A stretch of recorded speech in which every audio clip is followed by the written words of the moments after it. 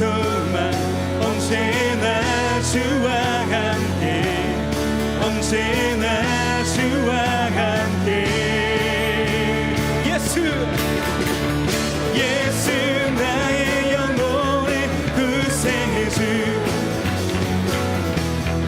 영원 무궁히 주님만을 나 찬양하리 주님은 아시네 주님은 아시네 주 사랑하는 마음이 전보다 더 주님 알기 원해 내 마음 다하여 주님께 고백해 주님만 위해 내 삶 드리기 원해 위대하신 왕 내 맘에 한 소망 언제나 주와 함께 언제나 주와 함께 예수 나의 영혼의 구세주 영원 무궁히 주님만을 나 찬양하리 예수 나의 영혼의 구세주 영원 무궁히 주님만을 나 찬양하리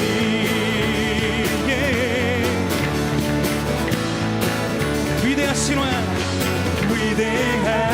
위대하신 왕 내 맘에 한 소망 언제나 주와 함께 언제나 주와 함께 예수 나의 영혼의 구세주 영원 무궁히 주님만을 나 찬양하리 예수 나의 영혼의 구세주 예수 나의 영혼의 구세주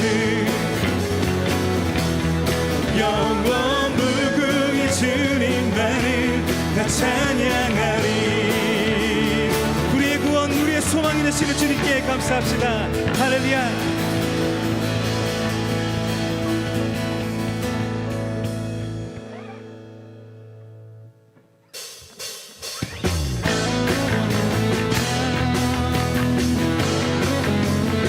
한번 우리 박수치며 내 삶의 이유 되시는 주님을 찬양하겠습니다. 주 발 앞에 나 엎드려 주만 간절히 원해 주를 신고 나 바라봅니다. 심 속에 주 찾을 때 온 뒤로 내려놓고 겸손하게 모두 드리리 오직 예수 주님만이 나의 삶의 이유 오직 예수 주님만이 나의 삶의 이유 아멘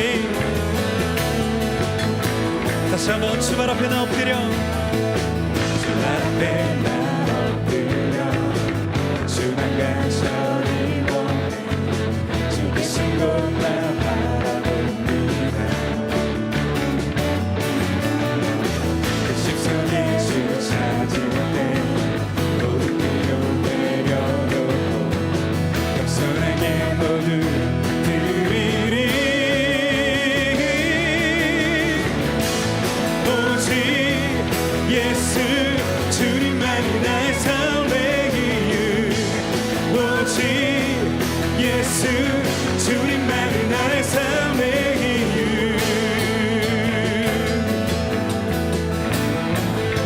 언제나 어디서나 언제나 어디서나 그거 깊은 은혜로 주님 항상 내 안이시네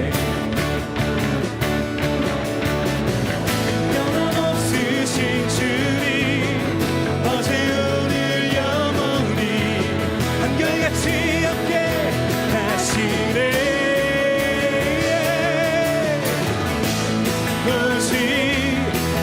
예수 주님만이 나의 삶의 이유 오직 예수 주님만이 나의 삶의 오직 예수 오직 예수 주님만이 나의 삶의 이유 오직 예수 주님만이 나의 삶의 이유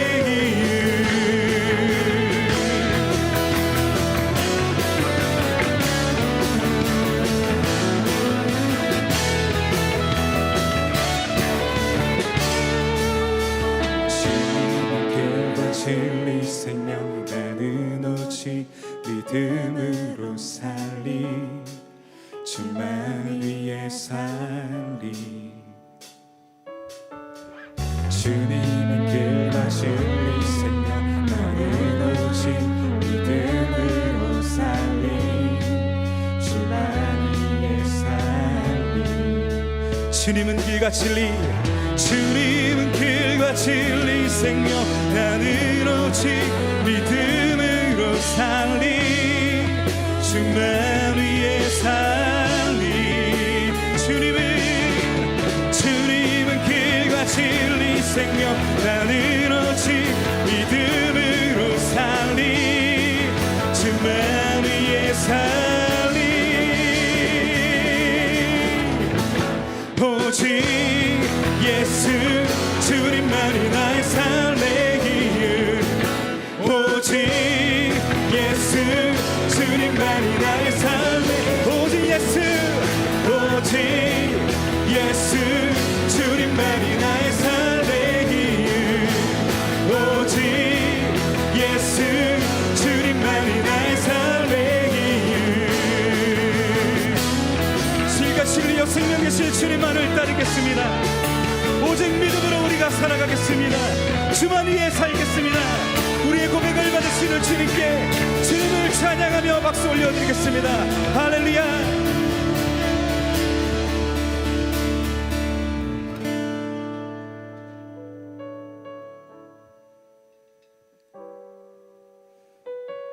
어떤 상황 속에서도 우리를 붙드시는 주님을 이 시간 찬양합시다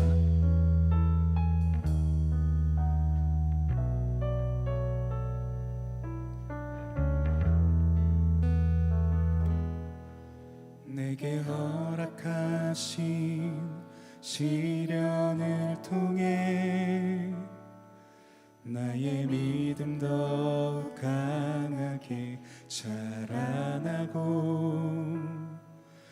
험한 산과 굴착이 지나는 동안 주께 더 가까이 나를 이끄시네 내가 겪는 시험이 어렵고 힘겨워도 내 주님보다 크지 않네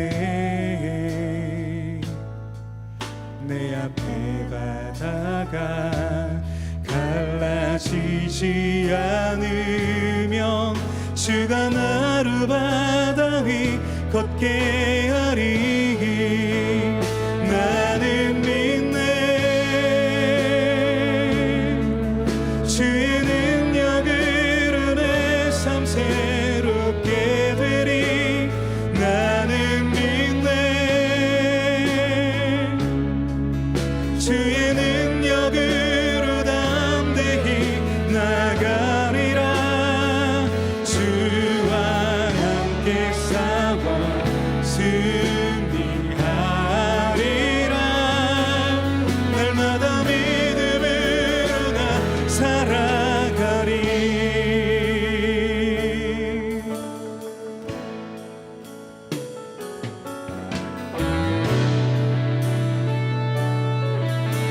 다시 한번 내게 허락하신 시련을 통해 내게 허락하신 시련을 통해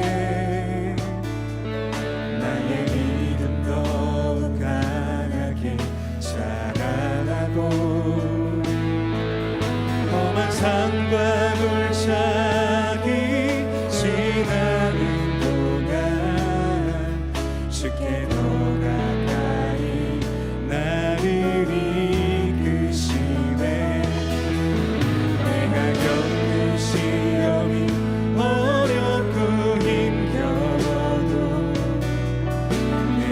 흑인보다 크지 않네.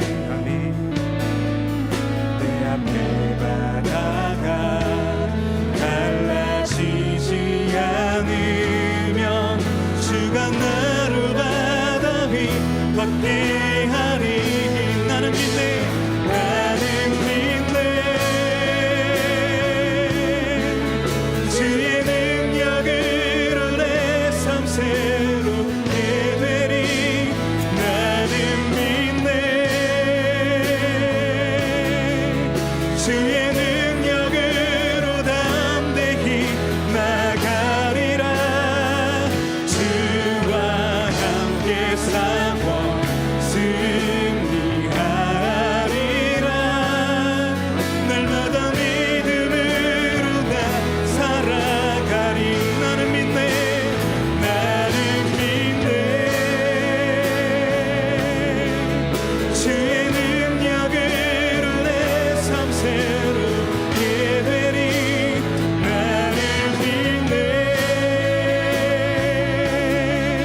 주의 능력으로 담대히 나가리라. 주와 함께 싸워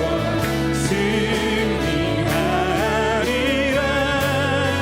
날마다 믿음으로 나. 이 시간 우리 함께 기도하며 나아갈 때에 내 모든 상황마다 크신 주님을 신뢰하며 어떤 순간에도 주님만 바라보게 하옵소서. 그 센 믿음으로 담대히 주님을 따르게 하옵소서. 이 시간 우리 주여 한번 외치고 간절히 함께 기도하며 나아가겠습니다. 주여, 오 주님, 주의 비록 우리가 주님을 우리의 두 눈으로 볼 수는 없지만 그러나 아버지 하나님 지금도 살아계셔서 우리의 삶 가운데 역사하시는 주님을 우리가 아버지 하나님 신뢰할 수 있는 믿음을 허락하여 주시옵소서. 우리의 모든 아버지 하나님 어려움보다, 우리의 모든 고난보다, 우리의 모든 환난보다, 우리의 그 어떤 상황보다 주님께서 크시오니 주님 이제 우리가 아버지 하나님 크신 주님을 아버지 하나님 믿음으로 바라보며 그렇게 나아가기를 원합니다. 주님 앞에 아버지 하나님 우리의 믿음을 고백하기를 원하오니 주여 이 시간 아버지 하나님 우리 가운데 역사하여 주시옵소서. 우리 마음 가운데 일하여 주시옵소서. 우리를 아버지 하나님 붙들어 주시옵소서. 주님을 신뢰하며 나아갈 때에 이 땅 가운데 아버지 하나님 우리의 발걸음이 담대함이 있기를 원합니다. 날마다 아버지 하나님 기도하는 가운데 우리가 주님을 바라보게 하시고 날마다 아버지 하나님 말씀 가운데 우리가 주님의 음성을 듣게 하시며 날마다 아버지 하나님 우리가 주님을 사랑하며 주님을 사랑하는 그 삶을 살아갈 때에 우리의 삶을 주님 안에서 아버지 하나님 주님의 나라를 세워가며 주님의 뜻을 이뤄가며 우리 삶 가운데 역사하시는 주님을 날마다 경험하며 그렇게 이 땅 가운데 천국의 삶을 살아가는 그런 우리들이 되기를 원하오니 아버지 하나님 이곳 이 예배 시간 주님 앞에 나와 예배하는 당신의 자녀들 아버지 하나님의 삶이 그런 믿음의 삶이 되게 하여 주시옵소서. 오 주님,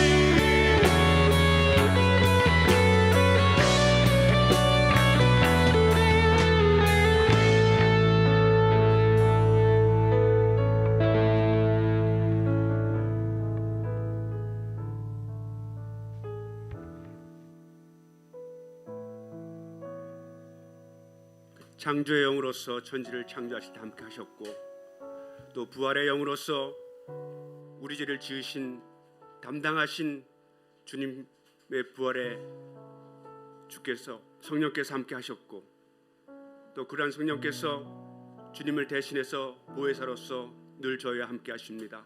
이 시간 성령께서 함께하여 주시고 저희의 믿음을 북돋아 주시고 저희들의 상황이 어떤 것이라 할지라도 우리 상황 무관하게 주님의 뜻을 이루어주시는 그러한 하나님의 신실함을 경험할 수 있는 시간이 되게 도와주시옵소서. 주님 이 시간 저희들을 붙잡아 주시옵소서.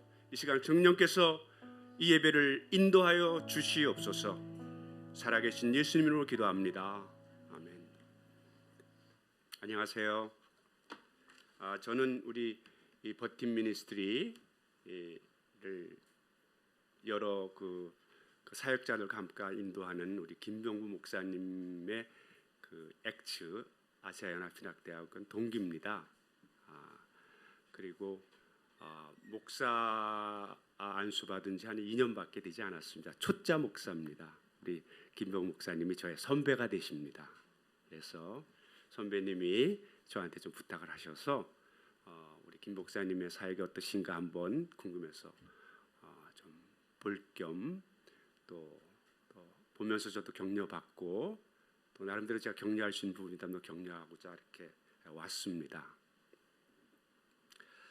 오늘 같이 나눌 말씀은 도단이라는 여러분이 좀 익숙하지 않은 그런 그 제목일 거라고 생각을 합니다. 우리가 그럼에도 불구하고 여기에는 우리가 익숙한 많은 사건들과 사람들이 엮여 있습니다. 먼저 여러분들이 이 시작을 어떻게 하나요? 첫 화면을 좀 봐주시면 사실 이 처음 이 사진은 제 지금으로부터 한 27년 전, 7년 전쯤에 7년 전나요? 그 정도쯤에 제 둘째 딸이 한 4살 정도 됐을 때 찍었던 사진 중에 하나입니다. 상황을 설명하면 그 언니가 4살 위인데 언니들하고 언니 친구들하고 같이 노는 축구공 같이 노는데 끼워주지 않은 거예요. 언니가. 그러니까 둘째 딸이 화가 나서 저렇게 화난 표정으로 놀다가 가는 거를 아빠인 제가 그 공을 가지고 야 아빠랑 놀자 이렇게 좀 달래는데 듣지 않고 싫어 그러고 그냥 계속 저런 모양으로 가고 있는 모습입니다.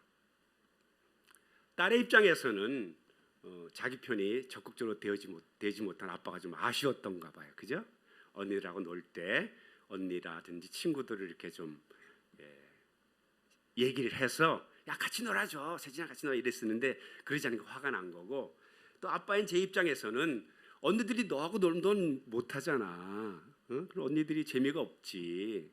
그런 면에서 좀 이렇게 좀 달래려 그랬는데 이제 말이 듣지 않는 그런 상황입니다. 우리는 종종 우리 자신의 바람이 이루어지지 않을 때 특별히 또 하나님을 향해서 우리가 오랫동안 기도하고 뭔가 요청했을 때 그게 이루어지지 않을 때 우리는 실망하고 하나님을 향해서 불평합니다. 이 정도는 좀 약과지요. 사실 우리가 살아가면서 우리가 선한 마음을 가지고 이웃을 도와줬는데 이웃이 나의 그 선을 악으로 갚을 때가 있어요. 그러면 우리는 그걸 뭐라 그럴까요? 참 너무 낙담하게 되죠. 그죠? 심지어는 오랫동안 하나님을 향해 기도하면서 또 이루어달라고 그 나름대로 노력해 왔고 기도하고 또 바랬고 그래서 도와줬는데 그게 제대로 이루어지지 않을 뿐만 아니라 또 그 사람조차도 나에 대해서 악을 갚을 때 우리는 좀 하나님에 대해서 불평하는 정도가 아니라 반항하는 태도까지도 갖게 됩니다. 여러분이 잘 아는 다윗이 아들들이 많았어요. 그죠? 그중 유명한 게 이제 잘생긴 셋째 아들 압살롬의 사건이 있습니다. 여러 가지 가정적으로 좀 복잡한 문제가 있어서 자기 누이의 복수를 압살롬이 대신해서 자기 이복형을 죽이는 사건이 연루돼서 다윗이 마음이 상했고 압살롬과 사이가 좋지 않았었는데 다시 요압을 통해서 회복되는 관계가 있었는데 그 압살롬이 자기의 모든 잘못을 살인죄를 저지른 압살롬을 품어줬던 아버지를 향해서 아버지를 죽이려고 대드는 사건이 있었어요. 그래서 다윗이 도망갑니다. 그때 이제 베냐민 지파에 왜냐하면 다윗이 베냐민 지파인 사울 왕을 이어서 됐는데 그 관계가 아주 원만하게 스무드하게 권력 이양이 되지 않았죠. 그래서 그 베냐민 지파의 시므이가 다윗을 향해서 저주를 합니다. 너 피 흘린 자여. 저주를 합니다. 도망가는데 자기의 친아들이 자기를 죽이고자 해서 도망가는데 거기다 대고 저주를 해요. 그럴 때 옆에 있던 장군 아비새가 제가 죽일까요? 없앨까요? 네, 다윗이 이렇게 말립니다. 그만둬라. 내 아들도 나를 죽이려고 하는데 저 사람은 오죽하겠냐. 그만둬라. 물론 우리 인생에서 이와 비슷한 경험을 하진 않지만 이 정도로 심하진 않지만 비슷한 경험을 많이 하게 됩니다. 그래서 하나님을 향해서 우리는 과연 하나님이 살아계신가? 그분은 날 사랑하시는가? 그분은 신실하신가? 물어볼 때가 있습니다. 우리의 인생 경험이 작건 길던 거의 비슷한 일이 생기게 됩니다. 또 그런 자신을 향해서 하나님께서 믿음이 있다고 생각하는 자신을 향해서 우리는 과연 난 믿음이 있는가? 라고 질문을 던지곤 합니다. 오늘 같이 나눌 창세기 30장의 말씀은 하나님이 약속의 신실하심에 대해서 그리고 또 우리 믿음에 관해서 우리가 한번 돌아보고자 합니다. 그래서 창세기 37장 저기 제목에 써 있듯이 37장 12절 17절의 말씀을 중심으로 제가 깨닫고 받은 은혜를 나누고자 합니다. 사실은 37장의 작은 구절이지만 30장 전에 있는 많은 수없이 많은 장수와 뒤에 있는 많은 장수를 같이 포함이 됩니다. 제가 이 도단이라는 그 지명이 마음에 들어와서 이 구절만 선택한 겁니다. 먼저 그 말씀을 읽기 전에 우리가 배경을 잠깐 돌아보기로 합시다.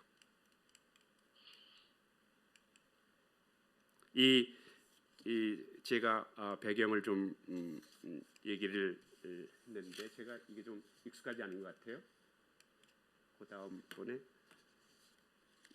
네, 지도를 보시면 이 지도가 사실은 아브라함의 후손에 관한 지도입니다. 원래 오늘 구절에 여러 사람들이 나오는데 그 사람들의 어떤 그 사는 지역이나 배경을 잠깐 말씀드리고자 합니다. 이 지도를 보시면 이 지도에 그 제일 위에 오른쪽 위에가 미디안이라고 돼 있죠, 그죠? 미디안. 이 미디안하고 되어 있는 그 위쪽을 더 이 지도에 안 나오지만 더 위쪽으로 올라가면 하란이라는 곳이 도시가 있어요. 그는 밧단 아람 지역이라고 원래 아브라함이라는 이름을 가지고 지금 이라크 지역 우르 지역이라고 그러죠. 또는 갈대아 삼각지 지역에서 하나님의 말씀을 명을 받고 그 갈대아 우르 땅을 떠나서 가나안으로 가는 도중에 있는 중간 단계에 메소포타미아 강 상류 쪽에 하란이라는 지역이 있습니다. 밧단아. 거기에 아브라함의 아버지 데라가 정착을 합니다. 거기서 뭐 약간의 그 성경의 그 숫자적인 어떤 그 비교가 분명하지 않지만 데라가 죽은 후에 또 숫자만큼 죽지 않은 상황에서도 아브라함이 하나님의 말씀을 듣고서 지금 친저 그 호박 잘 익은 호박을 눕혀놓은 것 같은 저 동그란 비스미드한 그 지역 가나안 땅으로 이동을 합니다. 그때 이동을 할 때 하란에서 아브라함이 이동을 할 때 어디를 지나냐면 그 동그란 두 번째 동그라미 암몬이라고 돼 있죠, 그죠? 그러니까 미디안에서 두 번째는 암몬인데 그 옆에 세겜이 있습니다. 잘 이게 조그만 지도로 해서 보이지는 않지만 우리 너무 이렇게 옆으로 비껴서 잘 보이지 않는데 제가 잠깐 앞으로 나갔다가 소개해드릴게요.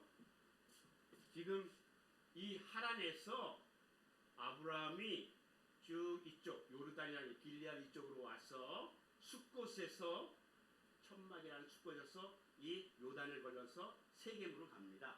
내려와 하란에서 세겜 숫곳으로 와서 세겜을 거쳐서 베델란에서 이 베들레헴 헤브론까지 내려갑니다. 아브라함이 그리고 정착을 어디서 하는 브엘세바에서도 그러니까 헤브론과 브엘세바 그 아래까지도 이렇게 아브라함이 지내고 목축업을 합니다. 저때 아브라함의 아들 이삭도 저 지도에 그 이스마엘이라고 동그라미 여러분이 보실 때 왼쪽 아래쪽에 이스마엘 수로 이렇게 돼 있죠, 그죠? 예. 아브라함이 아이가 없었어요. 그래서 아내 사라의 얘기를 듣고서 하녀 하갈을 통해서 첫 아들을 낳죠. 이슈마엘이라고. 그 이슈마엘이 이제 이삭이 태어나고 어느 정도 클 때 같이 있을 수 없다 그래서 이스마엘을 쫓아내는데 간 곳이 바로 지금 저 동그라미 친 저쪽 지역 수르 지역이 됩니다. 수르지역은 그 옆에 그 에서 에돔이라서 또 동그라미 사이가 네게브 사막 왼쪽 지중해 쪽을 바라보고 가나안에서 이집트로 가는 길목이죠. 그러니까 이 길목에 있는 사람들이 아마 그 장사를 많이 했었던 것 같아요. 그래서 오늘 배경의 일부가 나옵니다. 그리고 이 아브라함의 그 첫째 아들 이슈마엘 그 뒤에 사라를 통해서 본처 사라를 통해서 이삭이 태어나고 이삭은 또 그 이 자기가 떠나 나왔던 하란 지역, 좀 지도상에 나오진 않지만 처음 말씀드렸던 바단 아람 하란 지역에서 자기 아들의 그 아내를 데려옵니다. 그 아내가 리브가입니다. 레베카라 그러죠. 리브가를 데려옵니다.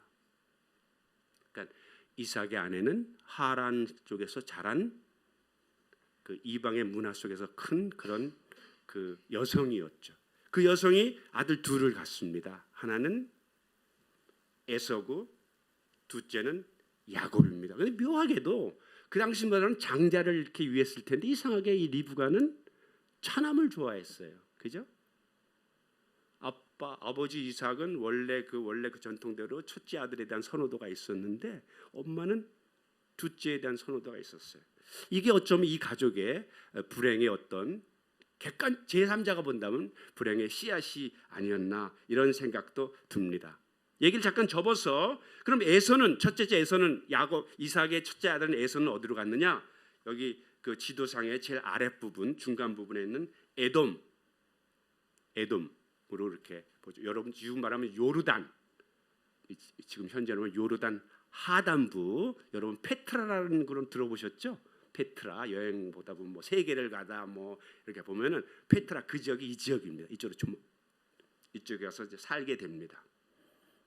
그리고 이 아브라함의 아내인 사라가 죽고 나서 아브라함은 후처를 드립니다. 그 후처가 구두라입니다. 발음이 좀 비한데 구두라. 그 구두라가 아들을 6을 낳아요.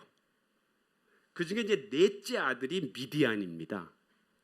족속의 이름이기도 하고 부족의 이름이기도 하고. 그리고 6째 아들이 수아가 됩니다. 오늘 얘기에 이 사람들의 지명이 다 연결이 돼 있어요. 그래서 얘기를 하면서 조금 여러분에게 설명을 드리고자 합니다. 이게 지도를 보고 하는 게 좀 익숙하지 않죠, 그죠? 네, 그러나 대충 이게 어떻게 되는지 좀 알아야 아니까. 또한 야곱도 아브라함이 지금 이 여러분은 지도의 오른쪽 위쪽으로부터 와서 가나안 땅에 정착해 삽니다. 살다가 아까 말씀드린 대로 이삭의 두 아들 에서와 야곱이 있는데 야곱이 어머니 리브가의 후원을 입어서 좀 욕심을 심하게 냅니다. 장자권을 빼앗고, 그리고 마지막 축복도 빼앗아 갑니다. 그러니까 호탕한 사냥꾼인 에서는 화가 나서 이제 뭐 성경에는 분명하게 나와 있지는 않지만 죽이려고 합니다. 이걸 엄마 알고 이제 야곱이 도망가는 길은 아브라함이 왔던 그 길을 그대로 따라서 도망갑니다. 그러니까 야곱은 여기 헤브론 아래 부엘사바에서 시작해서 거꾸로 그대로 올라가 세겜에서 강을 건너서 숫곳을 건너서 그대로 하란으로 갑니다. 하란은 길이라는 뜻인데 바단 아람이라는 큰 평야, 그러니까 강상류, 메소포타미아 강상류에는 큰 평야지대입니다. 그래서 바단 아람의 평야인데 거기에 중요한 도시예요. 거기에 자기 어머니 리브가의 오빠인 라반이 살고 있죠. 조심할 건 뭐냐면 이게 그 당시 하나님의 사람들이었음에도 불구하고 그들의 문화는 이방 문화였어요. 그걸 염두에 두시. 그것이 오늘의 사건의 배경이 되고 불행의 씨앗이 되고 또 주님께서 그걸 뒤집어 놓는 드라마의 시초가 됩니다. 그러면 이제 본격적으로 성경 본문에 들어가서 도대체 주께서 이 말씀을 통해서 우리한테 무엇을 얘기하시고자 하는지 한번 살펴보시죠.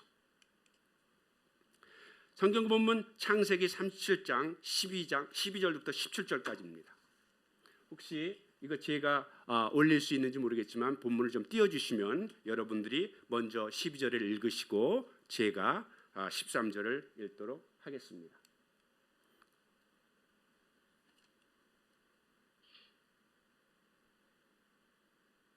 12절 우리 원래 예배의 어떤 그런 룰을 따르면 제가 먼저 읽도록 하겠습니다. 제가 또 처음 이런데 이렇게 빛이 막 비친데 서 보니까 제가 좀 당황하는 것 같아요. 보통 강의할 때는 그냥 이런 빛이 없거든요. 자, 12절 그 형들이 세겜에 가서 아비의 양떼를 칠 때에 13절 여러분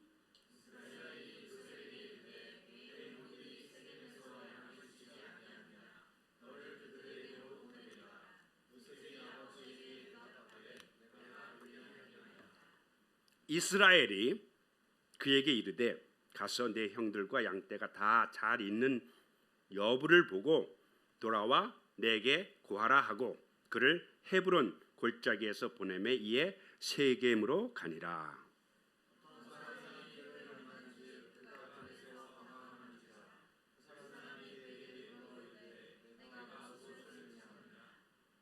그가 가로되 내가 나의 형들을 찾으오니 청컨대 그들의 양치는 곳을 내게 가르치소서.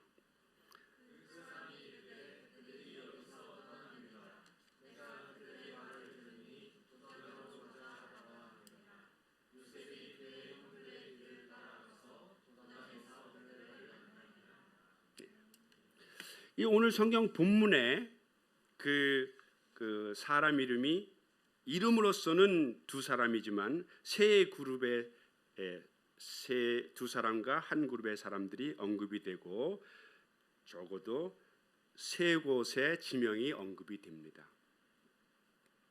첫 번째 12절에 그 형들, 여기서 그는 요셉입니다. 형들은 요셉의 형들입니다.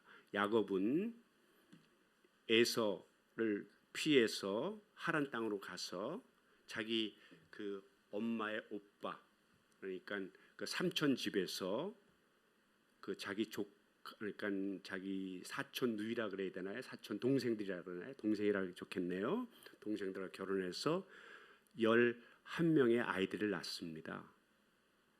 근데 결혼은 두 사람하고 정식으로 했지만 사실은 아내가 4명이죠. 그죠? 여러분이 알겠지만 그래서 아이들이 11명이 됩니다. 근데 이때 그 형들 그랬을 때 사실은 야곱이 하란에서 바단 아람에서 다시 이 고향으로 아버지 고향으로 돌아올 때 긴 얘기가 있지만 정리라 돌아올 때 마지막 아이 12번째 아들인 베냐민을 낳습니다. 이 당시 이 얘기가 진행될 때는 12명의 아이들이 있는 거예요. 11명의 아이들은 하란 땅에서 하란이라는 도시에서 났었고 베냐민은 가나안 땅에서 베델 근처에서 낳게 됩니다. 근데 이 형들은 10명의 형들을 얘기하고 있습니다. 세겜에 가서 이 아비는 야곱을 얘기하고 있습니다. 이 세겜이라는 곳은 이 지도상에서는 분명해 보이진 않지만 지도가 너무 조그매서 그 다음 두 번째 지도를 좀 보여주시면 이 세겜이라는 곳은 어떤 곳이냐면 모세가 백성들을 이끌고 이스라엘 백성들을 이끌고 가나안 땅에 돌아와서 이제 요르단 동편 쪽에서 여호수아에게 모든 권한을 이임하고 그 다음에 이제 이 가나안으로 들어오죠. 이 가나안으로 들어와서 이 땅을 다는 아니지만 어쨌든 분배를 하면서 백성들한테 그 주님의 말씀 율법을 다시 한번 이렇게 가르치면서 그 경고를 합니다. 너희들이 이 율법을 잘 지키면 축복을 받고 율법을 지키지 않으면 저주를 받을 것이다. 그래서 보통 우리한테는 뭐 저주의 산, 축복의 산이라 그러지만 그 산에서 저주를 받았다는 건 아니고 주의 말씀을 지키지 않으면 저주를 받는다. 그 말이 선포된 것이 이제 에발산. 주의 말씀을 잘 지키면 축복을 받는다. 이게 축복의 산에서 이제 그리심 산이라 그래요. 그리짐이라 그러는데 그리심 산이라 그러죠. 이 두 산이 걸친 곳에 있는 도시가 세겜입니다. 정확히 말하면 북쪽에 있는 에발산 경사면에 자리를 잡은 도시가 세겜이죠. 아까 말씀드렸죠. 아브라함이 가나안 땅으로 올 때 어떤 길을 왔겠어요? 그 당시 사람들이 많이 갔던 길을 따라오지 않았겠어요, 그죠? 이게 중요한 루트예요. 세겜이 루트상에 있는 곳이고 산 경사에 잘 평야가 펼쳐 있어요. 여러분 어떤 생각이 듭니까? 살기 좋은 곳이에요. 교통 편하고 살기 좋아요. 다른 말로 말하면 잘 사는 곳이에요. 이 세겜의 원래 뜻은 그 숄더라는 뜻입니다. 어깨. 산으로 말하면 이렇게 이렇게 둔턱이 되는 곳이죠. 그러니까 우리 인간적으로 말하면 뭔가 기댈 수 있는 곳이고, 자연적으로 말하면 거기서 동식물이 잘 살 수 있는 곳이에요. 부유한 곳이에요. 보통 이제 이 창세기 얘기를 보면 보통 세겜까지 얘기가 많이 나옵니다. 거기에 세겜에 사실은 야곱의 두 우물이 근처에 있었어요. 주님께서 요한복음을 보면은 그 예루살렘 갈릴리로 가실 때 요단 동편을 돌지 않으시고 일부러 사마리아를 통과하실 때 이 세겜을 거쳐갑니다. 그것이 어디입니까? 그 이 수가입니다. 수가성의 여인, 그 우물이 있는 곳이 세겜입니다. 그러니까 여러분 상상해 가시죠? 산 기슭에 햇빛이 잘 들고 약간 그 둔덕에 목초지가 있고 우물이 있는 곳이에요. 유명한 우물이 있는 곳이에요. 근데 오늘의 얘기는 여기에서 형들이 여기에 있다가 다른 데로 갑니다. 무슨 얘기예요? 이유는 모르지만 양들을 칠 만한 그 뿌리라니까 뭐라고 그러죠? 그저 풀들이 풀들이 어느 정도 소진이 된 거죠. 그죠? 그리고 그 얘기는 뭐죠? 여러 가지 원인이 있을 수 있어요. 가뭄일 수도 있고, 가뭄에도 우물이 있으면 풀이 나고 잘 그 목축을 할 수 있었을 텐데 그러지 못한 상황에서 10 형제들이 북쪽, 거기서부터 한 북서쪽 방향으로 한 25km 떨어진 도단으로 갑니다. 이제 그런 상황을 모르는 상황에서 그 요셉, 그러니까 그 순서로 본다면 한 10번째 아들 정도 되는 요셉이 그 11번째라 그럴까요? 그 첫째 아내 레아에서 난 6 아들과 그 다음에 둘째 정식 부인인 라헬에서 난 2 아들 요셉과 베냐민과 하녀라고 봐야 될지 아니면 좀 신분이 낮은 입장에서 라반의 후초를 통해서 난 딸이라고 봐야 될지 알 수 없지만 어쨌든 성경상에는 하인이라고 표현하기도 하고 엄마로 표현하는데 빌하와 실바에서 난 2 아들 4 아들이 또 있었습니다. 어쨌든 이 요셉에게 야곱이 너 형들이 가서 그 양들을 치고 있을 테니까 가서 봐라. 그래서 보냅니다. 어디로 보내? 세겜으로 보낸 거죠, 그죠? 근데 갔더니 세겜에 없었어요. 그래서 물어서 이제 도단으로 갑니다. 여기까지 얘기인데 사실은 이 앞에 얘기가 있습니다. 이 형들이 떠나기 전에 평소에 요셉의 오늘 형들에게 간 아빠의 얘기를 듣고서 형들에게 간 요셉이 형들의 어떤 그런 그 실수 같은 것들을 양을 치다 보면 죽을 수도 있고 늑대를 막아야 되는데 좀 딴짓하다가 늑대를 못 맞아 그런 실수가 있을 수 있잖아요. 그런 걸 이제 고자질을 했던 거예요. 그리고 나름대로 하나님께서 잘 축복한 축복을 막 떠들어댄 거죠. 그러니까 형들한테 좀 형들의 화를 돋갔고 질투를 유발한 상황이 있었어요. 그런 배경에서 요셉이 이제 아버지의 명을 듣고 갑니다. 플러스 여기에는 언급되고 있지 않지만 뒤에 얘기를 보면 좋은 의지로 꼭 갑니다. 그 당시 채색 옷이라는 거는 여러 가지 얘기가 있습니다만은 그 가문의 적통을 이어서 모든 권리를 이어받을 가문의 어떤 승계자로서의 어떤 그런 그 표식이라고도 설명하는 분도 있어요. 자기 동생이 자기의 잘못을 아빠한테 다 고자질하고 잘난 체하고, 그리고 아버지의 모든 그런 그 집안의 그것들 다 몰려받은 그 동생 미안합니다만 놈이 올라오는 거예요. 이렇게 플러스 이복 동생이에요. 자기 엄마의 아들이 아니야. 딴 엄마의 아들이야. 그러니까 이제 그런 입장에서 형들이 이제 요셉을 죽이자고 얘기를 합니다. 그런 얘기가 이제 뒤에 나옵니다. 물론 성경에 자세하게 설명되어 있지 않지만 누가 주동을 했을까? 10명 중에 누가 주동을 했을까? 제 생각은 아무래도 자기 엄마 쪽 레아 첫째 아내의 레아에서 난 아들들이 첫 번째 루벤, 시므온, 레이, 유다, 그리고 이제 또 라헬 쪽에 나오고 그다음에 그 하녀들 통해서 나뉘고 또 그 뒤에 2명의 아들을 또 낳게 됩니다. 요셉은 자기 엄마의 소위 말하면 연적이라고 할까요? 좀 표현이 좀 뭐하지만 어쨌든 아빠의 사랑을 독차지해서 자기 엄마가 너무 비참하게 생활을 한 걸 다 본 그 아들들이 엄마의 그 어떤 그런 그 뭐랄까 미움의 대상이 되는 라헬의 아들, 그리고 자기들한테도 또 어떤 공격의 빌미를 준 요셉이 올라오고 있었던 거죠. 그럼 누가 이걸 주도했을까 생각해 봅니다. 뒤에 얘기를 보면 루벤, 장자 루벤은 요셉을 살리고자 해요. 그러니까 우리가 그냥 죽이지 말고 그냥 살아나기 힘든 곳에다가 던져버리자 이렇게. 그럼 이제 타겟 둘째가 되겠죠, 그죠? 시므온이에요, 시므온. 그리고 넷째 유다는 뒤에를 보면 어떤 얘기냐면은 또 요셉을 살리려고 그래요. 야, 우리 마트에 가서 죽게 하지 말고 팔아버리자. 용돈도 구하고, 응? 어차피 뭐 팔려가서 아빠도 모르고 뭐 그럴 텐데 그렇게 하자. 그러니까 첫째와 넷째는 살리고자 했던 거예요. 그러면 둘째하고 셋째가 남죠. 그리고 시므온은 레위예요. 근데 여러분 옛날 뭐 지금도 그렇지만 우리가 상상컨대 아마 시므온이 주동하지 않았을까 그런 생각입니다. 그 뒤 얘기를 보면 요셉이 시므온을 좀 더 뭐랄까 좀 심하게 다루는 걸 봤을 때 시므온이 주동을 했던 것 같아요. 어쨌든 이런 상황에서 10명의 형들이 요셉을 죽게 만듭니다.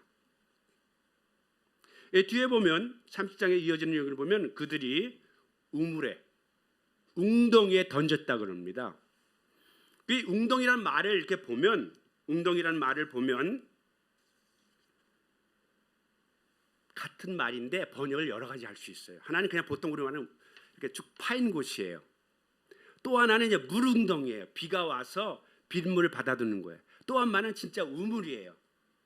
그러니까 이제 보통 웅덩이는 그냥 판 거예요. 물이 하면 물이 다 빠져나는데 물웅덩이는 걷다가 뭘 발라서 물을 잘 고여두는 곳이에요. 여기가 이제 비가 많이 오는 곳이 아니니까 목자들 입장에서는 그런 걸 만들었겠죠, 그죠? 또 어떤 사람이 이걸 우물이라고도 얘기를 해요. 네, 그러나 보통 권위 있는 성경들은 그냥 우리나라는 그냥 웅덩이로 되어 있지만 어떤 영어 성경 권위 있는 걸 물웅덩이 이렇게 얘기하는 것도 있어요. 근데 저는 이것을 어떻게 해서 싶으냐 하면은 마른 우물이 아니었을까 이런 생각이 듭니다. 여러 가지 있지만 그래야 이제 얘기를 좀 편하게 해서 왜 그런 말을 했냐면 이 도단이라는 곳의 의미가 두 우물이란 뜻이에요. 우물 2개가 있다. 그러니까 그 지역에 우물이 많이 있었던 것 같아요. 그러니까 여러 우물 중에 우리 맞췄다 던지자 그랬으니까 우물이 마르면 또 다른 우물 파서 우물을 팔고 막 그랬던 것 같아요. 그래서 형제들이 요셉을 그 웅덩이에 던져 버립니다. 근데 그 뒤에 얘기를 보면 그 유다의 말을 따라서 형제들이 유다의 말을 따라서 요셉을 그 주변을 지나가는 그 상인들에게 팔아 버립니다. 그 다음이 잘 안 되는데요. 네. 그러니까 요셉을 이 도단이라는 곳에 있는 어떤 웅덩이에다가 형제들이 던져요. 그러면 생각해 보세요. 우물 비슷한 물을 모아두고 양들을 치고 자기네 식수였던 물이 웅덩이 좀 컸겠죠. 왜냐하면 웅덩이에 빠져서 죽이자 할 정도였으면 나오기가 힘든 거 아니겠어요, 그죠? 근데 유다의 제안을 듣고서 아까 지도에 보셨듯이 미디안 쪽에서 시작해서 그 상인들의 길을 따라 가지고 에집트로 가는 상인들이 미디안서부터 오기 시작하는 거죠, 지역에. 그러니까 지도의 오른쪽, 그러니까 요단이 강이 있다 요단강의 동쪽 북쪽부터 시작을 해서 쭉 강을 건너서 그 세겜 위쪽, 원래는 많은 길이라면 원래 세겜을 거쳐 갔어야 되는데 사실은 그 위에는 도단을 거쳐 가는 게 또 있어요. 도단을 거쳐서 아래쪽으로 가서 수르 쪽으로 빠져나가요. 수르에 어디 누가 있습니까? 이스마엘들이 있었어요.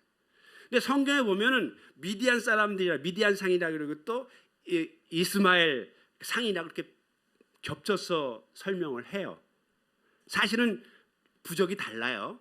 다르지만 제가 해석하기는 아마도 그쪽 지역을 지나간 사람들이니까 아마 왔다 갔다 했겠죠. 그래서 크게 틀리지 않은 범위 내에서 미디안 상인들 또는 이스마엘 상인들에게 형제들이 은 20세겔을 바꿔서 팔아버려요. 그러면 이 미디안 상인들이 이집트를 가서 이제 여러분이 알겠지만 그 바라오 왕의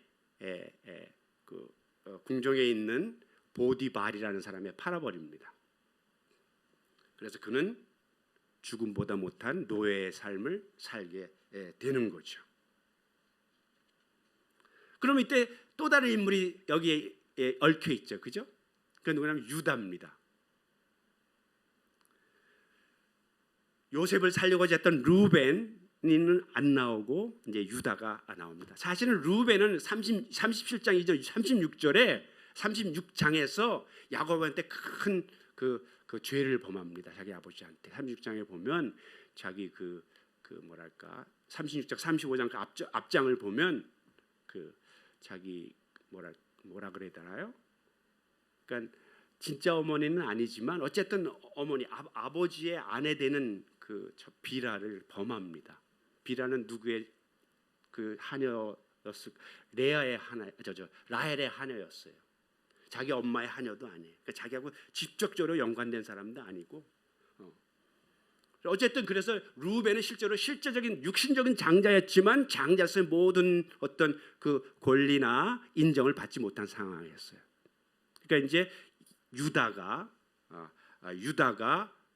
형제들을 설득하고 또 형제들은 유다의 말을 듣고 따르게 되는 거죠.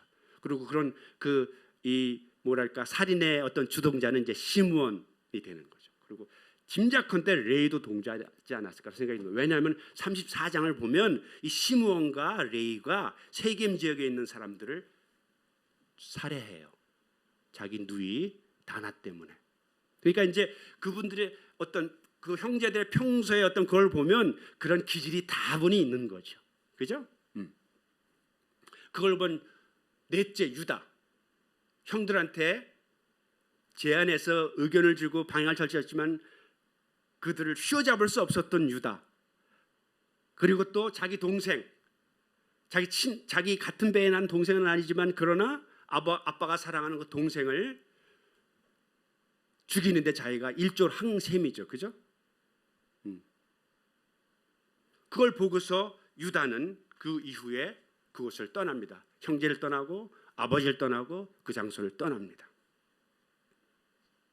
그래서 여기서부터 유다는 방황을 시작하죠. 유다는 그 형제들의 어떻게 말하면 그 동생을 죽이는 사건을 보면서 유다는 어디로 가냐면 자기 아버지가 계신 곳이 헤브론, 남쪽 헤브론이죠. 헤브론 옆에 그 지도를 잠깐 보시면 두 번째 지도를 잠깐 보시면 헤브론 옆에 아둘람이라는 곳이 있어요. 여기 지도가 좀 조금 죄송합니다만은 헤브론이죠. 이 세겜에서부터 헤브론까지는 한 70km 정도 돼요. 근데 이 헤브론이라는 곳에서 아둘람이라는 곳은 이게 북서쪽이 한 20km 정도 돼요. 여기에서 자기 히라라는 사람, 그러니까 아둘람에 있는 사람 히라라는 친구한테 갑니다. 가면서 친구가 됐는지 평소에 알고 있는지 잘 모르겠어요. 히라한테 가서 의탁을 합니다. 여기서 살게 됩니다. 여기서 수아의 딸과 결혼을 해요. 아까 아브라함의 자손들을 설명할 때 수아는 그 후처, 사라가 죽고 난 그 후처 그두라의 6째 아들이에요. 그의 딸과 결혼을 해요.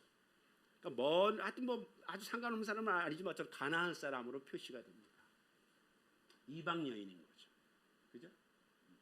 그래서 수아의 딸과 결혼해서 그는 아들을 셋이나 낳게 됩니다. 아들을 셋이나 낳게 돼요. 그런데 이유는 잘 모르겠지만 이 아들들이 죽게 돼요. 물론 이제 성경에 나옵니다. 하나님 보시기에 악했다. 하나님 보시기에 악했다. 그래서 그들을 죽입니다. 하나님이. 근데 첫째 아들과 결혼한 며느리가 있었어요. 며느리 그 다말이라는 며느리가 있었어요. 근데 그 당시 풍수를 보면은 아들이 죽으면 형제들이 많은데 형제들과 결혼해서 첫째 아들을 결혼해서 했는데 아들이 죽으면 둘째 아들과 결혼하게 돼 있어요. 우리가 볼 땐 지금 뭐 좀 말이 안 되는 얘기지만 그 당시 여성의 위치로서는 과부가 되면 살아갈 수가 없어요. 그러니까 그 여성을 살리기 위해서 만들어낸 어떤 법이에요. 그러니까 그 당시로서는 굉장히 여성을 보호하는 법일 수 있죠. 생존을 위해서 둘째, 셋째와 결혼을 해야 되는데 하지 못해요. 유다가 겁이 나는 거죠. 이유는 모르겠어요. 이 이방 지역에 가서 살았으니까 이방의 풍습 그런 게 있었는지 우리나라에 그런 말도 좀 있잖아요. 여성들한테는 좀 그 올바른 얘기는 아니지만 옛날 분들 보면 그런 얘기 있죠. 아, 여성이 기가 세면 남자가 뭐 어떻게 버티지 못해 이런 얘기를 많이 하잖아요. 그죠? 뭐 그런 건 잘 모르겠어요. 그럼 어쨌든 자기 셋째 아들을 죽일 싫어합니다. 그때 이제 결국은 어떤 스토리를 조금 더 설명하자면 다말이 꾀를 써서 자기 시아버지가 자기를 거부하지 못하게 시아버지를 궁지로 몰아갑니다. 결국은 유다가 자기 며느리하고 동침을 해서 아이를 갖게 돼요. 우리가 볼 때 참 인간적인 어떤 그 가정사를 보면 막장이 되는 거죠. 그죠? 형제들이 형제를 죽이고 거기에 동조하고 도망쳐서 아버지와 같이 살지 못하고 주변에 뺑뺑 돌면서 그냥 좀 표현이 좀 거칩니다마는 그냥 되는 대로 산 거예요. 그러다 심지어는 자기가 의식하지 못했지만 자기 며느리하고도 관계를 맺게 되는 거죠. 어떻게 생각해 보면 참 엄청난 뭐 표현하기 힘든 그런 상황이 되는 거죠. 근데 문제는 하나님이 많은 제가 볼 때도 형제들하고도 단절돼 있었고 아마 야곱하고도 큰 그게 없지 않았을까. 그것들 성경은 언급이 없어요. 유다가 아버지 야곱을 만나게 된 건 그 지역에 기근이 있어서 쌀이라고 하긴 뭐하지만 식량을 구하기 위해서 형제들이 모이는 때에서부터 나오기 시작합니다. 그러니까 어쨌든 가족과 또 자기 그 부족으로부터 분리된 삶을 살던 이 유다 그리고 막장 삶을 살던 유다를 하나님은 버리지 않으셨던 거예요. 우리가 보통 그 우물 그러면 얘기를 잠깐 돌려서 우물 그러면은 물이죠. 물 그러면 생명이죠. 그죠? 사람도 살고 짐승도 살아요. 그래서 성경을 보면 우물과 관계된 생명에 관한 말씀들이 많이 있어요. 우물에는 생명뿐만 아니라 사망에 관한 의미도 있어요. 우물 속에는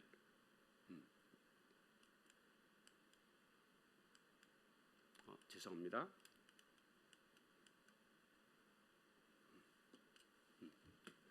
우물 속에는 생명뿐만 아니라 사망의 두 의미가 있어요. 생명에 관한 거는 우리가 신약에 보면은 예수님께서 사마리아 수가성으로 갑니다. 일부러 가셔서 거기 있는 인생의 여러 가지 고난 가운데 한 여인을 구하십니다. 그래서 생명 되신 예수님을 이 여인이 만나서 생명을 얻게 됩니다.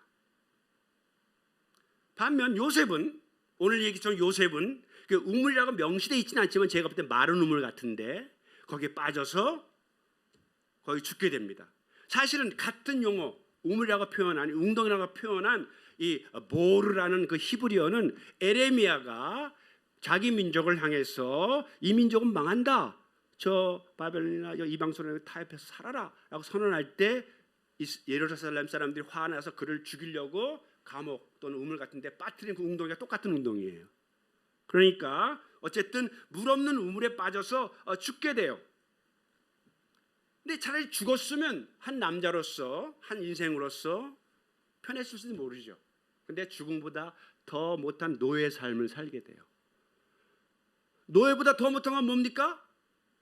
감옥에 빠져서 감옥에 들어가서 죽음을 기다리는 거예요. 그죠? 그런 삶을 요셉은 살게 돼요. 문제는 얘기 거기서 끝나서 슬픈 얘기로 끝나는 게 아니라 하나님이 요셉을 버리지 않으셨다는 것이죠. 다행스럽게도 요셉은 하나님이 자기와 함께 했는 사실을 알고 있었던 것 같아요. 그래서 꿈도 꾸고 비록 죽음을 기다리는 어떤 죄인의 몸으로서 감옥에 있었지만 하나님의 꿈을 가지고 하나님의 지혜를 가지고 주변 사람을 도와요. 근데 유다는 그러지 못했어요. 유다의 얘기는 없습니다. 식량을 구하러 에집트로 자기 아버지와 같이 갈 때까지 유다의 얘기가 없어요. 요셉은 거기서 참으로 어려운 삶, 죽음과 노예와 감옥, 죄인이라는 삶을 살았음에도 불구하고 총리가 되잖아요. 그죠? 높임을 받잖아요. 호화롭게 살잖아요. 결혼. 그리고 자기 고향에 묻혀요. 그 기록에 나와 있어요. 그죠? 왕 같은 대접을 받으면서. 유다는 그런 거 없어요. 성경에 유다의 무덤이 어디 있을까? 찾아보려고 없는 것 같아요. 하나님은 요셉을 잊지 않으신 것처럼 유다도 잊지 않으셨다고 저는 믿습니다. 요셉을 통해서 하나님은 아브라함에게 한 약속을 지키세요.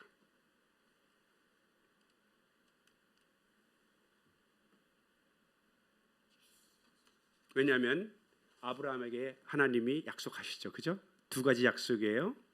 땅과 자손의 약속이죠. 물론 그건 표면적인 약속이에요. 그죠? 진짜 약속은 뭡니까? 내가 너와 함께 하겠다.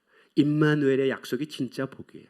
어쨌든 우리는 아브라함이 받은 복을 땅과 자손의 복이라고 하죠. 그렇게 치죠. 아브라함이 그걸 보고 죽었나요? 아니죠. 아브라함 보지 못했어요. 아브라함 그걸 보지 못했어요. 이스마엘과 이삭과 구두라를 통한 여섯 아들. 그다음에 또 어떤 얘기가 있었는지 성경에 언급되지 않았으니까 한 10명 남짓한 아이들을 보는 걸로 끝났어요. 근데 하나님은 그 약속을 잊지 않았어요. 요셉을 통해서 200 많은 분들이 추측컨대 60만 장정이라면 한 200만 민족이 아닐까. 그래서 200만을 만드세요. 결국 요셉이 빠졌던 그 우물은 죽음의 우물이 아니라 200만의 민족을 만드는 수많은 생명의 그릇이 된 거죠. 그죠? 하나님 그렇게 바꾸셨다 이거죠. 그래서 그것이 요셉의 고백에 나와요. 형님들이 나를 죽이고 나를 팔아버린 거, 죽이려고 말 팔아온 거 그거 다 하나님 뜻이에요. 요셉은 깨달았어요. 그죠? 깨달았어요. 근데 유다는 어땠을까요? 전 유다의 마음이 가요. 왜냐하면 저도 유다처럼 많은 실패를 한 사람이거든요. 남보기에는 제가 이력서가 참 좋아요. 근데 실상은 나는 실패가 많은 사람이에요. 아까 보여줬던 둘째 딸 보여줬죠? 여러분 생각, 첫째 딸은 어떻지? 첫째 딸은 뭘까? 이거 궁금하지 않아요? 그죠? 예? 첫째 딸하고 좀 심하게 싸워요. 말도 안 붙이려고 그러면서는 좋은 아빠 못 되는 거죠. 물론 첫째 딸이 아부도 많이 받아봤지만 지금은 아주 냉전 상태예요. 내 마음에 드는 게 아니어서 내가 막 뭐라고 그랬거든. 그리고 저도 결혼에 실패한 경험이 있어요. 저도 유다만큼은 아니지, 유다는 한 20여 년간 방황을 했던 걸로 추정을 해요. 요셉이 17세에 에집트로 풀려가서 30세에 등용을 받았고 아들도 낳고 이렇게 살았으니까, 그때 흉년이 오고 이런 시절이 있었으니까 추정을 하면 한 20년 좀 넘지 않았을까. 저는 한 10년 좀 남짓 좀 방황을 했어요. 그래서 유다한테 더 마음이 가는지도 모르겠어요.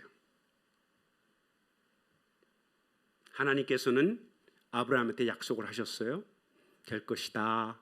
이렇게 해주마. 너의 민족이 너를 통해서 수많은 민족이 태어나고 수많은 사람이 너를 통해서 복을 받을 것이다. 아브라함의 복을 약속해서 창세기 13장 15장을 보면 그런 약속의 말씀이 있으시죠. 이걸 우리가 예정이라 그러죠. 예정, 약속에. 하나님이 이걸 이루셔요. 아브라함 때 이루지 않지만 야곱의 후손을 통해서, 야곱의 그 후손들을 통해서 하나님이 뜻을 이루세요. 하나님은 당신의 예정과 당신의 뜻하신 것을 이루시는 섭리를 하시는 신실하신 분임을 깨닫게 됩니다. 야곱 가족의 불행이 있었습니다. 형제가 형제를 죽이려고 하고 실기하고 질투하고. 물론 이 가족의 불행은 제가 설명 안 드렸지만 하란이라는 밧단 아람, 그 이방인 문화가 있었어요. 여러분, 야곱이 그 하란에서 가졌던 모든 그런 우상의 모든 것들을 버릴 때가 언제였어요?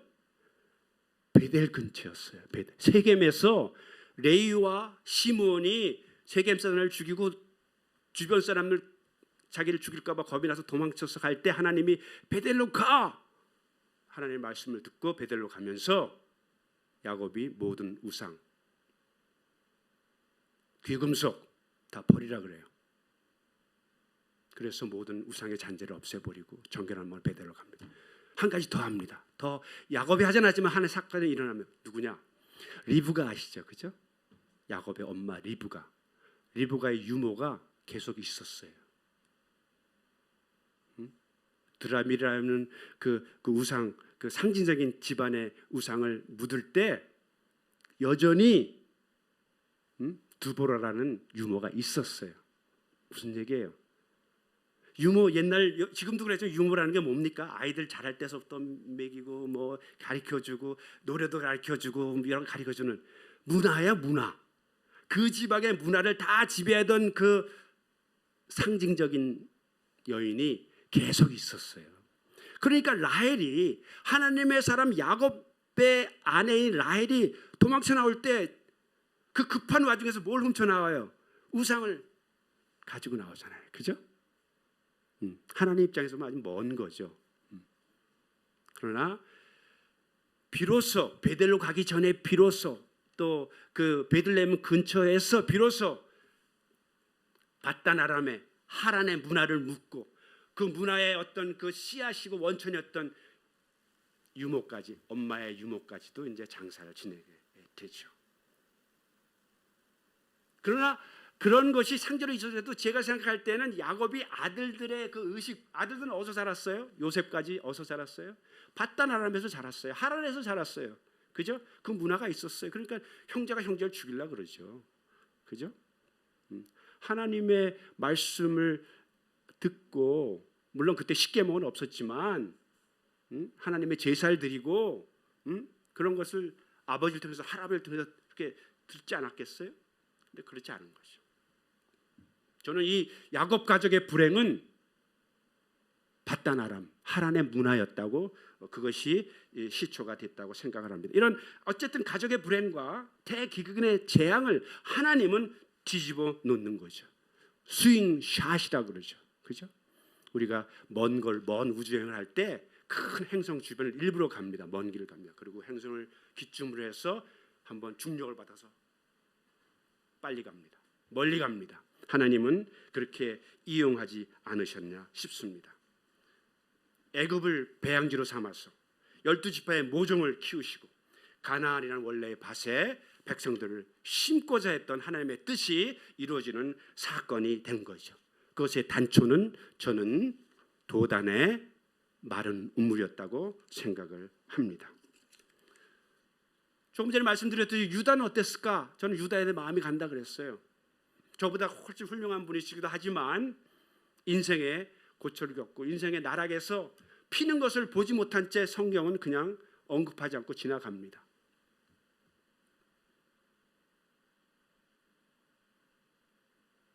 유다 활동에서 저는 하나님께서 아담에게 하신 약속을 이루셨다고 믿습니다. 창세기 3장에 보면 아담이 이브를 통해서 죄를 범했을 때 하나님께서 말씀하시죠. 여자의 후손이 뱀의 머리를 치겠다. 사단을 멸할 거다. 원복음으로서 예수 그리스도를 지칭하고 있었죠. 그래서 하나님께서는 그 약속을 유다를 통해서 이루셨다고 저는 믿습니다. 그렇게 해석하고 싶습니다. 하나님의 약속을 지키시는, 약속을 이루시는 하나님, 은혜가 풍성하신 그런 하나님을 저는 이 사건을 통해서 보고 싶습니다. 어떤 분들에게는 보이겠지만 저는 그렇게 보고 싶어요. 그럼 우리 개인은 어떻습니까? 여러분들은 하나님 앞에서 받은 약속이 무엇이에요? 그런 게 있나요? 여러분 하나님을 만난 적이 있으세요? 규선아, 또 여러분의 이름을 부르듯이 그런 목소리를 들은 기억이 있나요? 경험이 있나요? 그게 중요합니다. 하나님을 만나는 게 중요합니다. 더 중요한 거는 하나님 앞에서 내가 이 지상에서 이 독특한 삶을 살면서 무엇을 할 것인가, 하나님의 약속을 받는 게 중요하다고 생각을 합니다. 여기에는 우리의 믿음이 필요하고 우리의 수고가 필요해요. 그리고 여기에는 여러분이 유다의 삶을 통해서 좀 탐탁하게 여기지 않겠지만 아둘람이라는 것도 필요해요. 아둘람이라는 말의 뜻은 물론 그 원래 뜻은 뭐 백성의 정의 뭐 이런 뜻이 있대요. 근데 그 당시 사울의 폭정하에서 힘들어했던 많은 사람들이 다윗에게 모이죠. 그리고 공동체를 이루는 것이 아둘람이에요. 그죠? 아둘람은 물론 유다 입장에서 보면은 자기가 아버지로부터 형제로부터 도망간 피난처였지만 그러나 그것을 통해서 하나님께서 자손을 주시고 당신의 뜻을 이뤄 나갑니다. 인간으로서는 생각하기 힘든 그런 일을 겪었지만 그럼에도 불구하고 하나님은 그것을 뒤집어 놓으십니다. 그게 하나님의 자비라고 저는 믿습니다. 말을 좀 맺고자 합니다. 제가 좋아하는 사진입니다. 제가 신학교 들어가서 선교 여행을 떠났어요. 이스라엘. 근데 거기 선교 여행 떠나면 예루살렘 그저 이스라엘을 쭉 돌지만 또 요르단도 돕니다. 요르단을 돌리는 출애굽기의 여정이었기 때문에 마지막 출애굽기 마지막 여정이 이제 요르단 쪽이 있죠. 요르단 남부 쪽에 그 와디가 있습니다. 요르단 사막 또는 와디라는 곳입니다. 와디럼이라고 하고요. 그쪽에서 우연히 내가 사진을 찍은 겁니다. 저는 이 사진을 제 PC 그 배경 화면으로 꽂아놨어요. 이 사막에 어떻게 저런 나무가 자랄 수 있었을까? 이 사막에 여러분 이 사진을 보면 잘 보이진 않지만 조그만 텐트 같은 게 있어요. 어디에 있을까요? 저 그늘에 있어요. 이 사막에 저런 큰 나무가 자라고 여행자들에게 쉼터를 제공하는구나. 나도 저렇게 살아봤으면. 비록 내 삶이 좀 사막 같은 그런 삶이었지만 나도 저렇게 한번 살아봤으면. 그런 바람을 담아서 저 사진을 좋아합니다. 이 나무가 이렇게 크기까지 얼마나 많은 시간이 흘렀을까요? 이 나무가 이렇게 크기 위해서 어떤 일을 했을까요? 햇빛을 받으려고 위로 모든 것들을 쏟아 부었겠죠. 그죠? 그래서 가지 끝에서 저 가지 끝에서 계속 우리를 위해서 자라났을 거예요. 자라나면서 어떤 일을 했을까요? 뿌리를 또 똑같이 그 크기만큼 밑으로 뻗었을 거예요. 저 나무가 저렇게 클 때 여러분과 저라는 이 나무가 하나님이 성전에 심기운 나무처럼 우리를 아끼시고 우리한테 그 좋은 곳으로 주고자 하실 때 우리는 하나님 향해서 끝없이 발을 벌려야 돼. 우리의 눈을 거기로 고정시켜야 돼. 여러분이 잘 아는 그 아론의 축복기도 아시죠? 여호와는 복을 주시고 여러분을 지키시고 얼굴빛 여러분을 비추사 은혜를 주시고 평강을 주시고 원한다.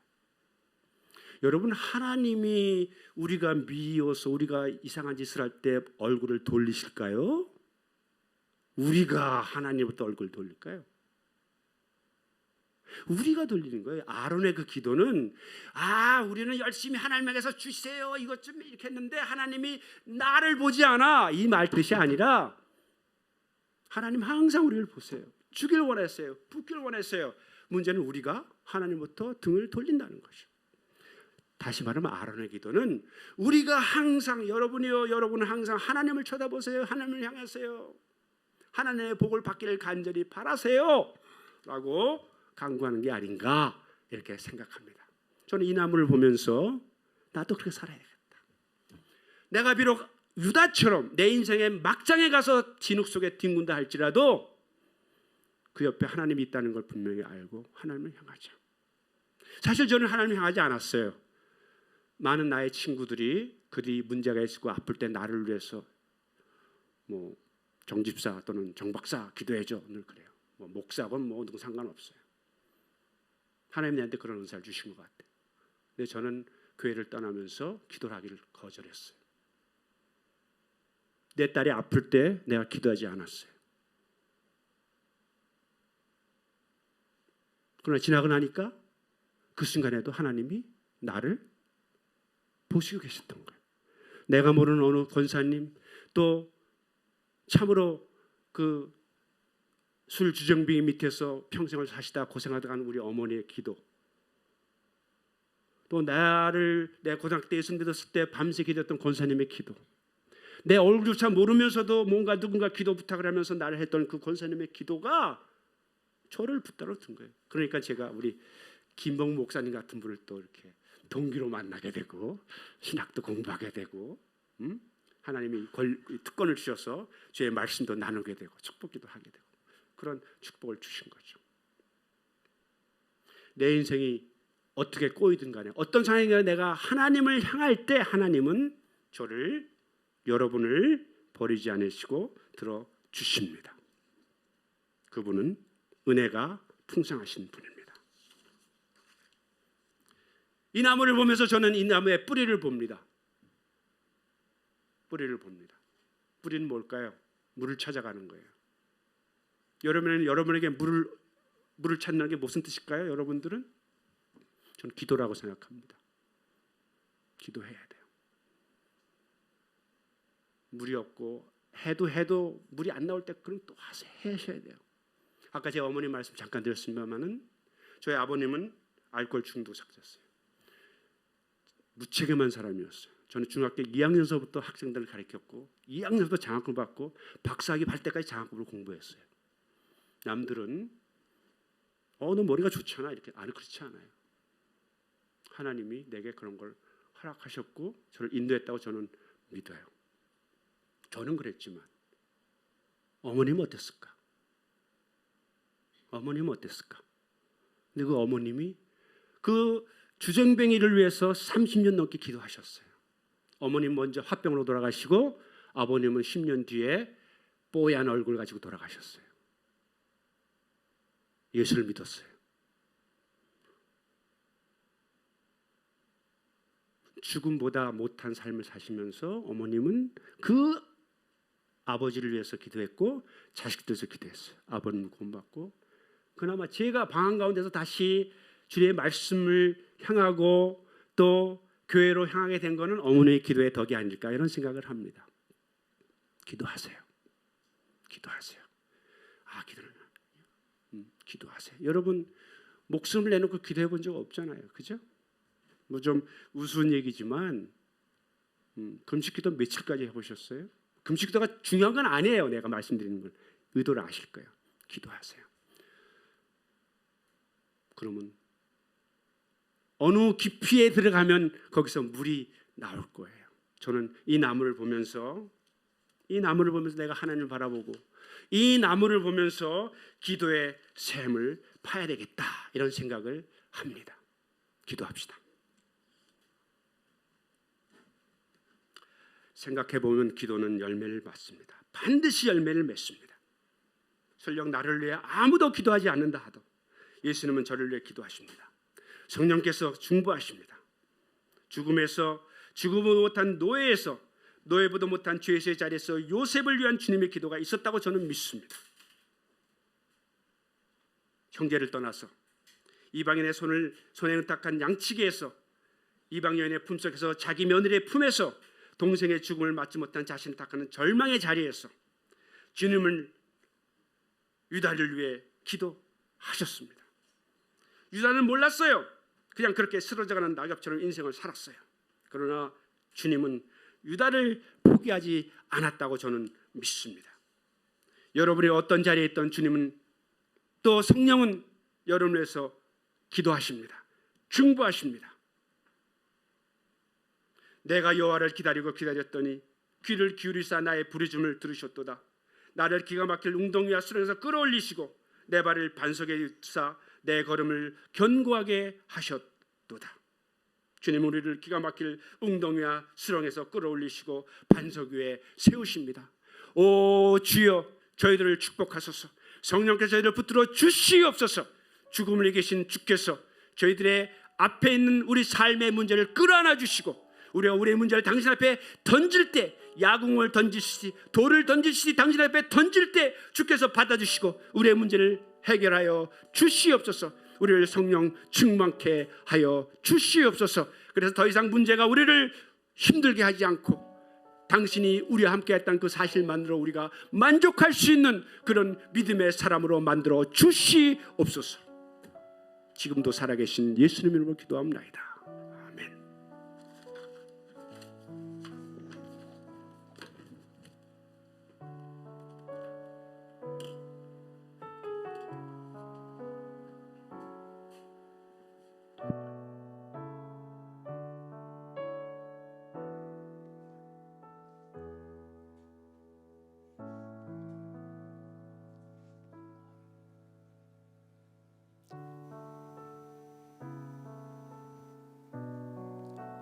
이 시간 우리 찬양하고 봉헌하겠습니다.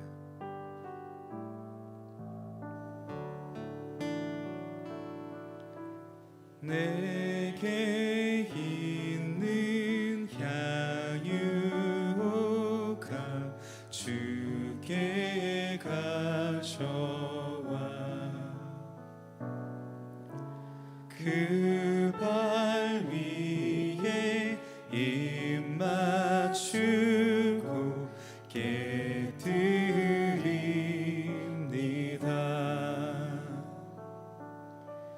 나를 위해 험한 산길 오르신 그 발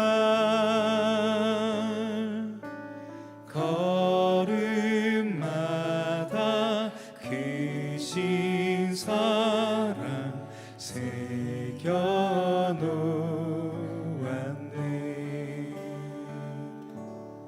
사랑의 주님, 오늘도 주님 앞에 나아가며 예물을 드립니다. 예물을 드릴 때에 주님 베푸신 사랑이 우리 안에 더욱 커지고 더욱 깊어지게 하셔서 진실한 감사로 드리는 예물이 되게 하여 주옵소서. 이 시간 진실한 감사로 예물을 드리는 주의 자녀들, 예물의 그 크기가 아니라 주께서 그 마음을 보시오니 부디 받으시고 기뻐하시며 각자에게 가장 좋은 것으로 은혜를 베풀어 주옵소서. 우리 주 예수 그리스도의 이름으로 기도합니다. 아멘.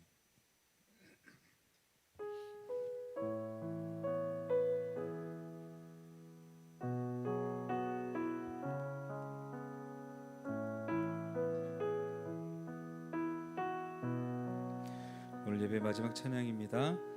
찬양받기 합당하신 주 주님을 송축하며 주님께 영광 올려드리겠습니다.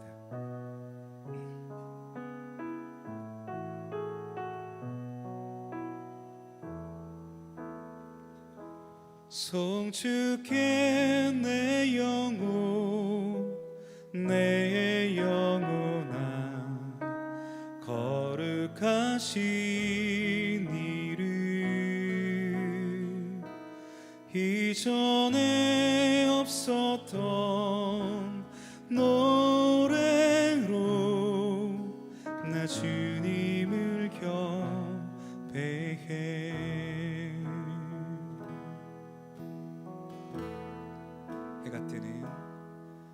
해가 뜨는 새 아침 밝았네. 이제 다시 주님 찬양. 무슨 일이나 어떤 일이 내게 놓여도 저녁이 올 때 나는 노래해. 송축해 내 영혼 송축해 내 영혼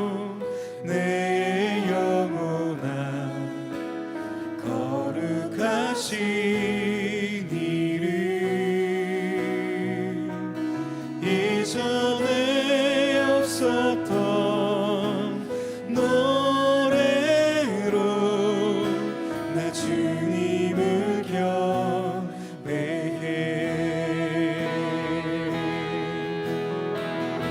노하 길을 더디하시는 주님, 노하 길을 더디하시는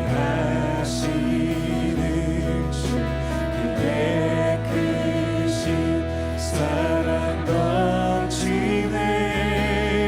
주의 선하심 내가 노래하리니, 수많은 이유로 나 노래해. 송축해 내 영혼, 송축해 내 영혼, 내 영혼아. 거룩하신 이름, 이전에 없었던 노래로 나 주님을 경배해. 송축해 내 영혼, 송축해 내 영혼, 내 영혼아. 거룩하신 이름, 이전에 없었던 노래로 나 주님을 경배해.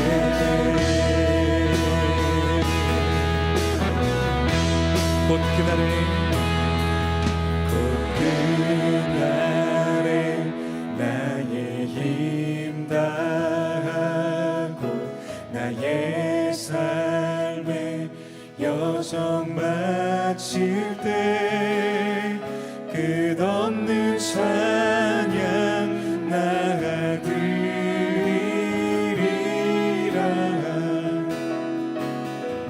수많은 세월 지나 영원히,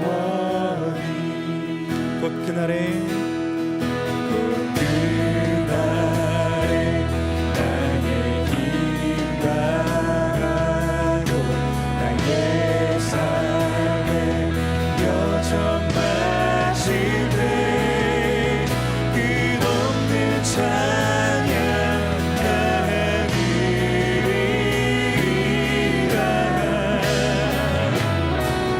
수많은 세월 지나 영원히, 송축해 내 영혼,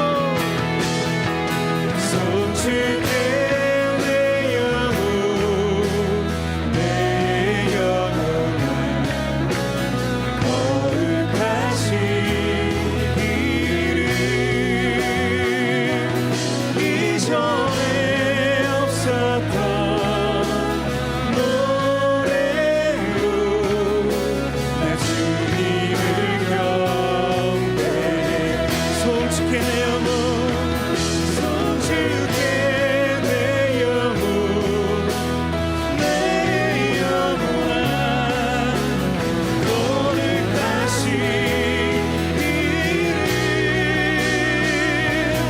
이전에 없었던 노래로 나 주님을 경배해. 송축해 내 영혼, 송축해 내 영혼, 내 영혼아. 거룩하신 이름, 이전에 없었던 노래로 나 주님을 경배해. 주님을 경배해. 나 주님을 경배해. 나 주님을 경배해. 주님을 송축합니다. 주님께 감사의 박수 올려드립시다. 할렐루야.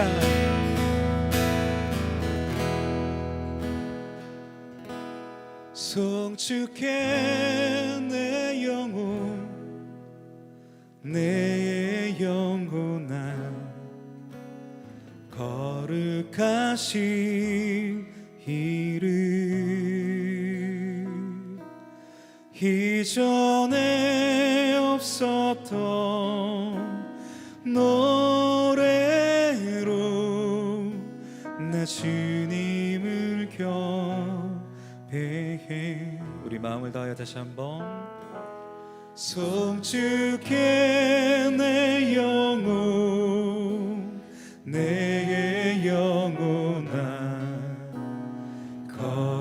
거룩하신 이름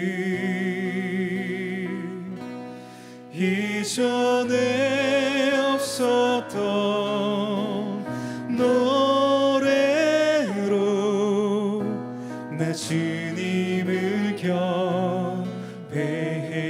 주님을 경배해. 나 주님을 경배해. 나 주님을 경배해. 할렐루야. 주님을 찬양합니다. 수많은 이유로 주님을 노래합니다. 영원히 주님만 경배합니다. 주님만 영광 받으시옵소서. 할렐루야.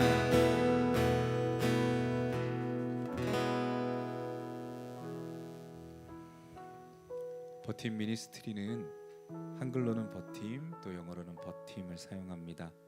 한글로 버팀은 각자의 삶의 터전에서 무너지지 않고 하나님으로 인해 버티며 더 나아가 한국교회와 성도들이 무너지지 않도록 무너지는 틈에서 버팀목의 역할을 감당하는 저희의 사명을 뜻합니다.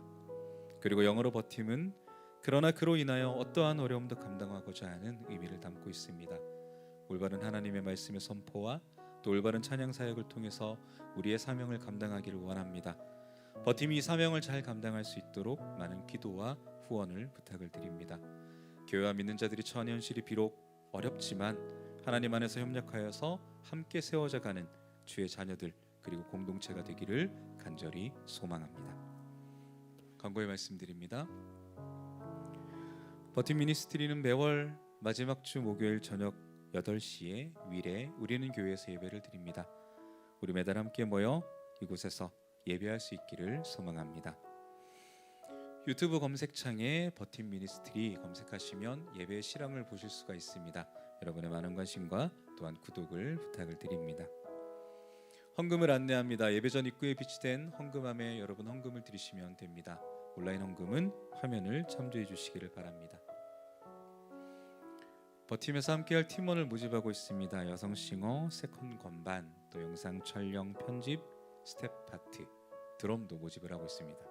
함께하기 원하시는 분들 화면에 있는 번호로 문의해 주시면 되겠습니다.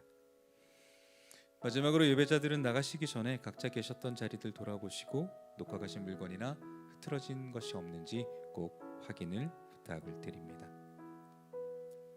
축복 기도로 오늘 예배를 마치도록 하겠습니다.